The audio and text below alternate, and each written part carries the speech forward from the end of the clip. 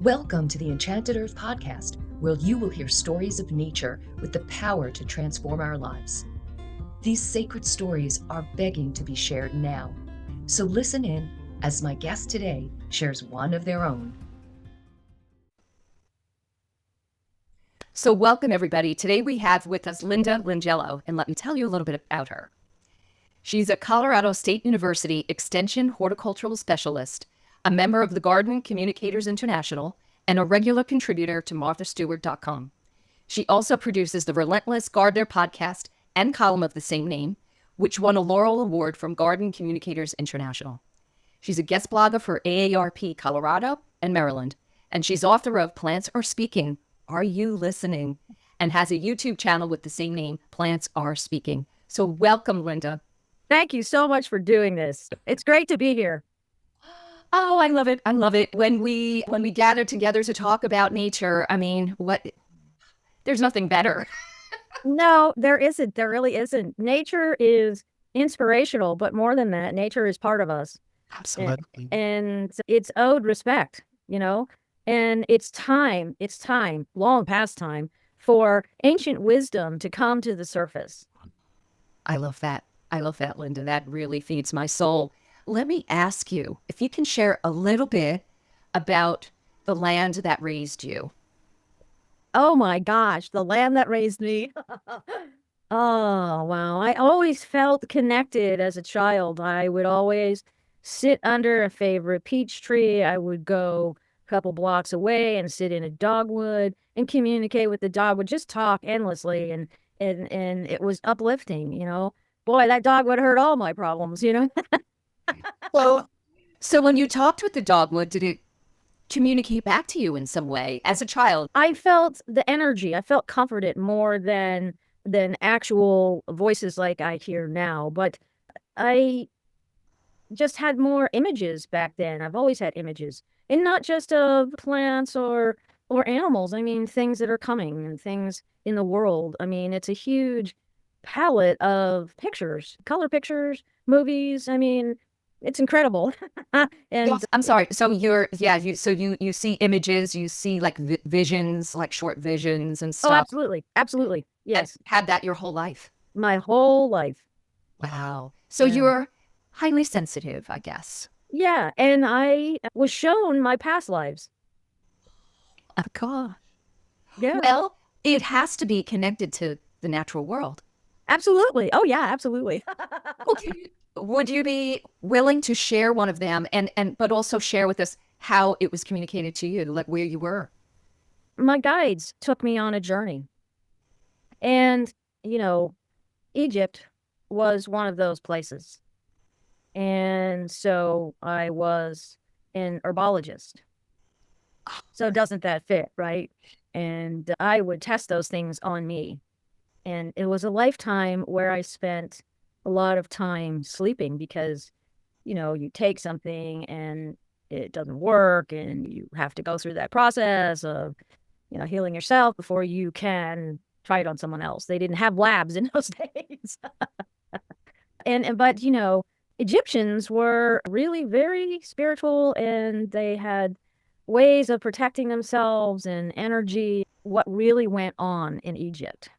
But it's pivotal to the world. And, they're very advanced, more advanced than people had realized. Yeah. So this experience of going back and seeing you in previous lifetime, it totally connects with what you're doing now. And did you also uncover other lifetimes that were kind of contributing to the knowledge base that you kind of entered this lifetime with? Oh, absolutely. And also being persecuted for it.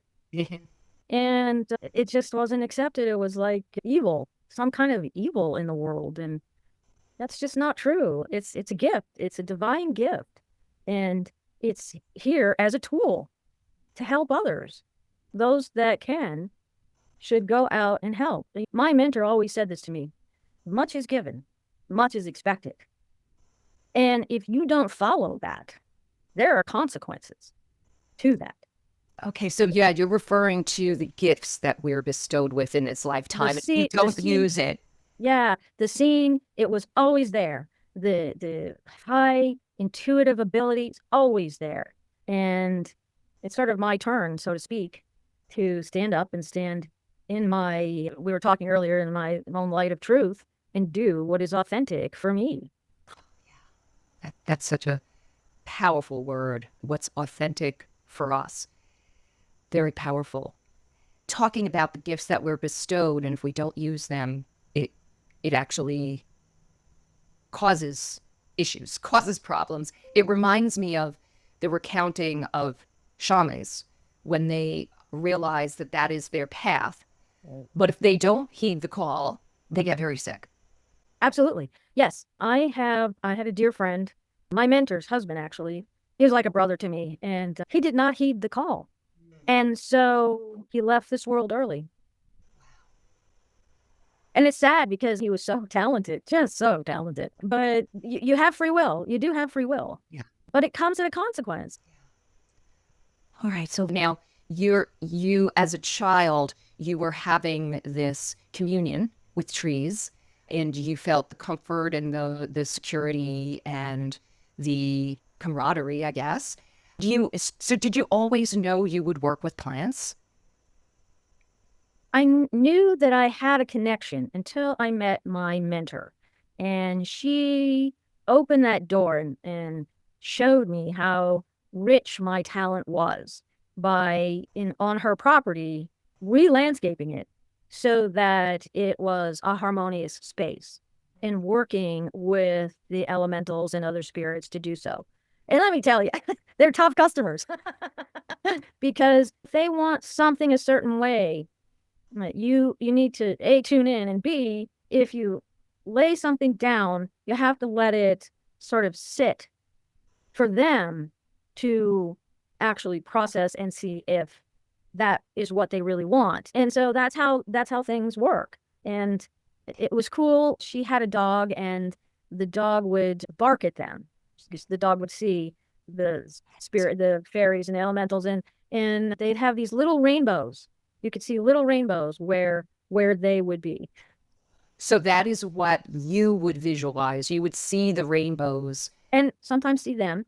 And also see them in their energy where they are so fast. You see this fast light spiral up or spiral over, and they're moving. They're in motion to some other place, and it's very quick. So they're always around. It's cool. It's just like another world, and you never know. You never know what's going to come up. You never know what you're going to see. You never know what they're going to say to you. It's like, okay, who's talking to me now? And I always just be open to whatever comes. It's a whole different world. But they have a hierarchy. Angels oversee that hierarchy. So they're a collaboration. And that's what I talk about in my book, is a collaboration. That's what we need. You know, trees and turf and flowers, they all contribute something to us. They are us. And what we're doing to them, the amount of abuse that we perpetrate on them, we do it to ourselves. And so that's never going to get us to a peaceful, harmonious place out of the chaos that we're living in. It's just not. I have several questions, and I'm trying to make a little note so I can go back. So first, can you share with us, well, you've always had this connection with, say, the trees and Right. sharing with them. But do you recall, like, the first time you realized there were really fairies and elementals and this other realm that were talking to you? It started with my mentor, really. And I hadn't even gotten to the point of developing a garden. And I had just gotten to know her. You know, it wasn't very long after I'd met her. And I was working on an estate, and I was in charge of a greenhouse. And we had a horrible blizzard. This is in New York, and outside of New York City, in a rural area. And it was a Lord and Burnham greenhouse, and we had a foot of snow. And I woke up this one morning after that storm, very early, like 5 a.m., and I hear these voices in my head, very gentle, light and airy voices saying, "Burr, we're cold." Just a beautiful, beautiful, beautiful. And I'm like, you're waking up and you're going, who's saying that? Okay.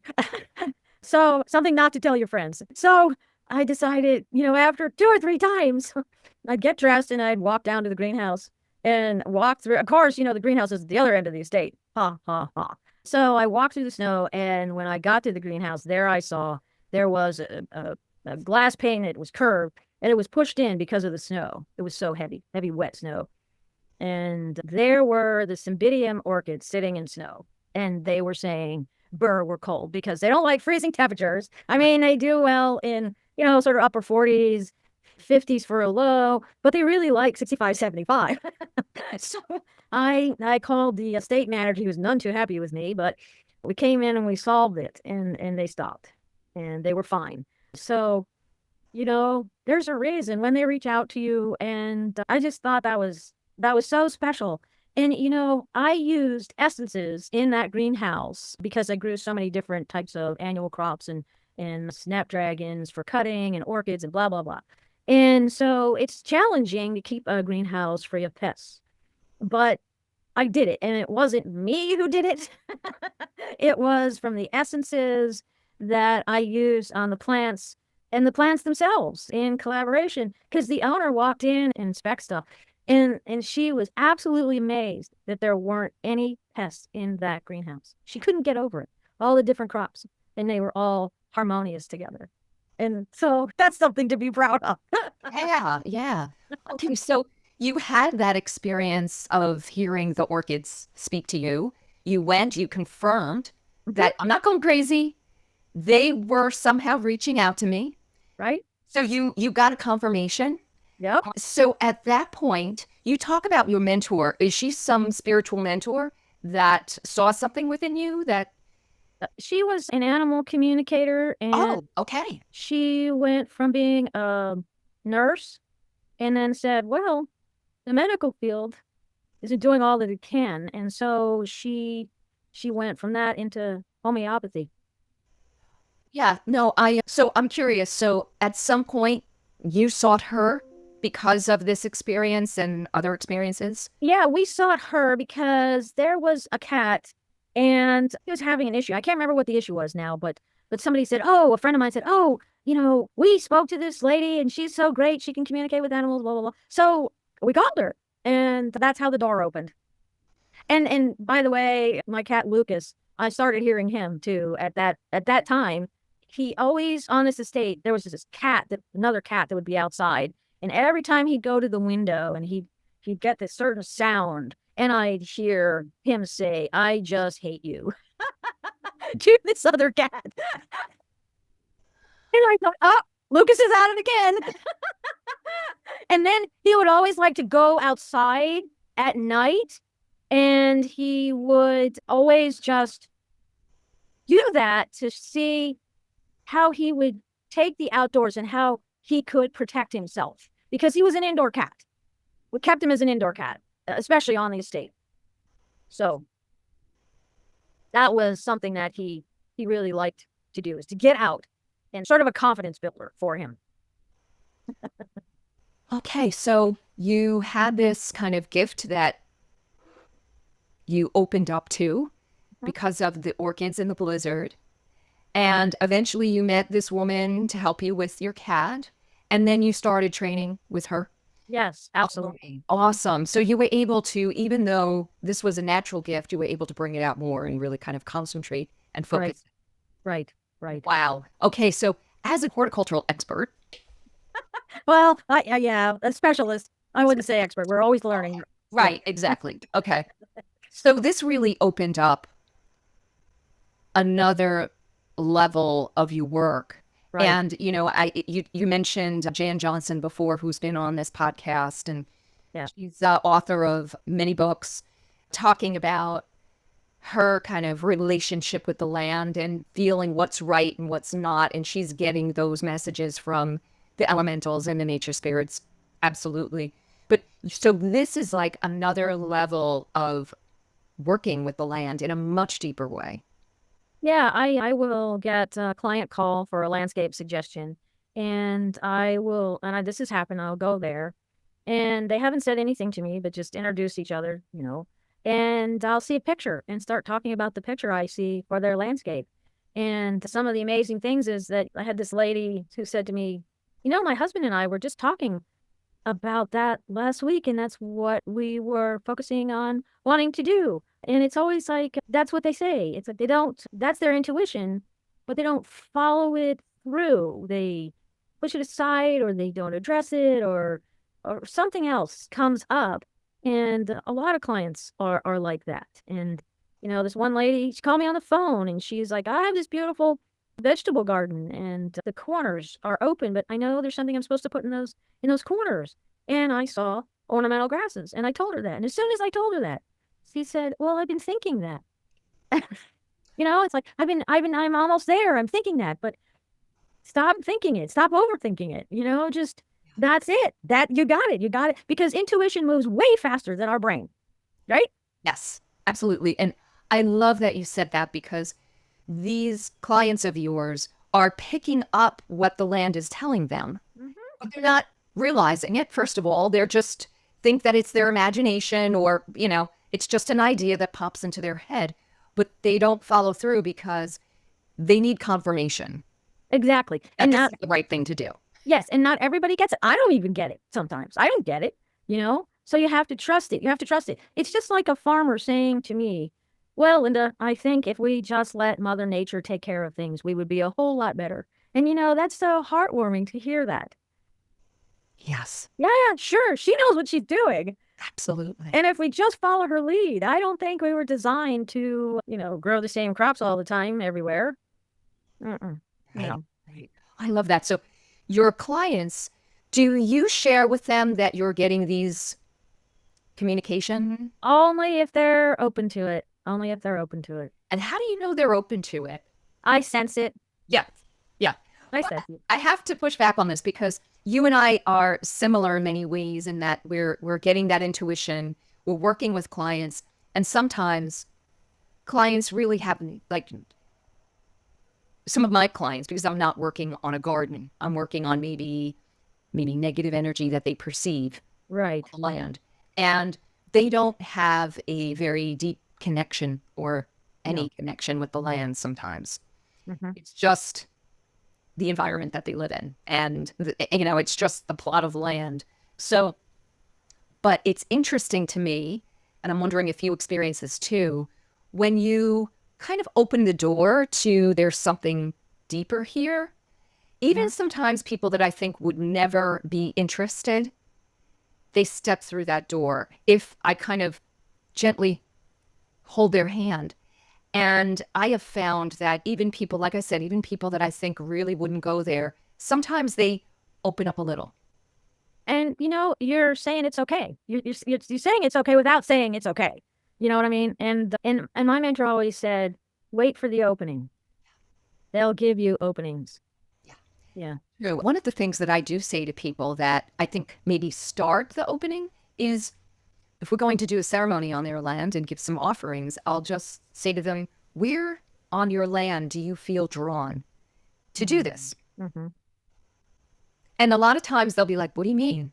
And I'm like, just where do you feel like it? And then they pick a place, and then all of a sudden, like, they think it's random, but then all of a sudden they'll be like, oh yeah, I've always liked this area. Like, there's something about, and then all of a sudden you start talking about it, and there's something there, and they don't trust their intuition.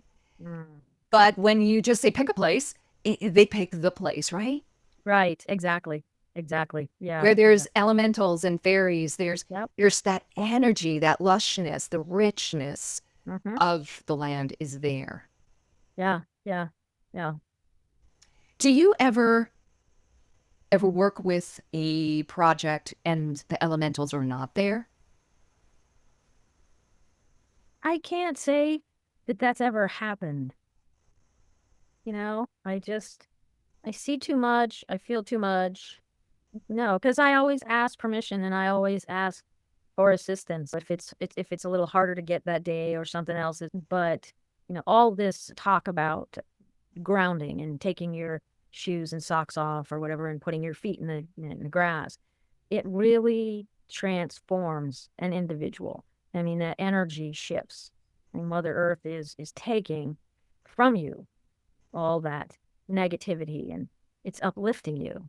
But you're actually, if you will, being fed with a very high energy frequency and light.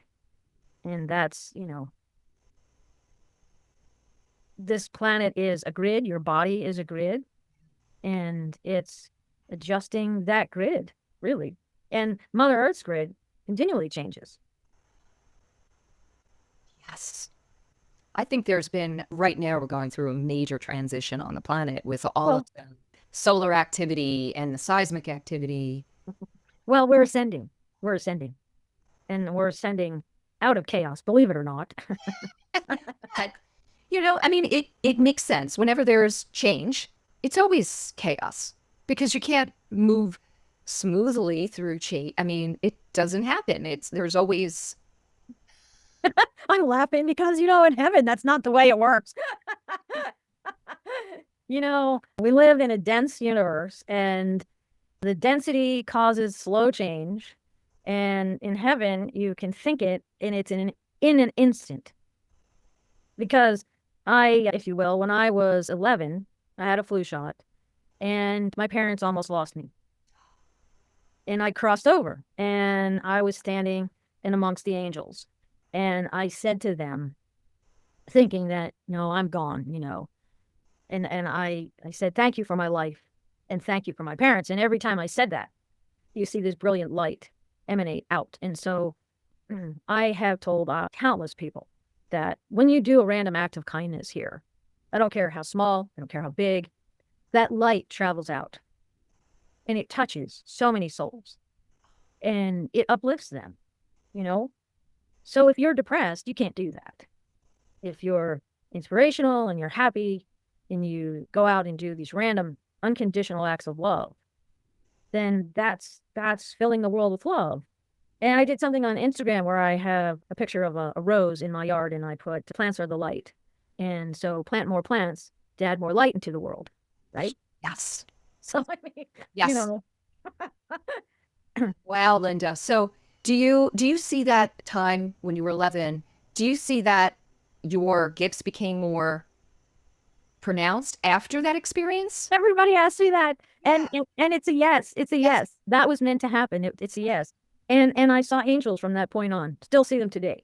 Wow. I have so many funny experiences with angels and then not so nice experiences with angels. That's a very shamanic kind of journey, right? Is going, is the near-death experience. Coming back from death and then following the path of the healer. Right. And they told me I would come back. And here I am. How many years later? Spreading the light. Spreading the light. The love. Yeah. So I was watching a YouTube with you, and someone was interviewing you, I think at a university, and you were sharing plant acoustics. Oh my gosh, yes. Oh yes. Yes. It is phenomenal. Can you just talk a little bit about that and that? Well, we all send out signals, okay, energy. We're the core of our being is vibrational energy. I mean, Einstein, I don't know, we probably dismiss him, but he hit the nail on the head. Frequency. And we connect with that frequency. Say somebody else is 62 hertz and we're 63 hertz. Well, we may not meet that person. But if we meet these other people that are at that same frequency, then we connect for some reason. And so, it can the higher up we go in our vibration, the more clarity of mind we have, because we are so high up that we can connect so much better. If we're in the muck of low energy, negative energy, we can't. Our intuition is it's there, but we can't get to it. It's harder to get to it. You said the word like dense before. It's like we're so dense there nothing can get through. But the higher we go, the more expansive and more space, right? More space. Right. And those acoustic signals are always going on. And there's relationships that plants have with animals, and we worry about their disease, but they already know that's part of being. It's part of being. And that won't always be that way, In my book, I talk about a place that I was invited to through astral travel, and it's not always going to be that way. We're working our way to harmony.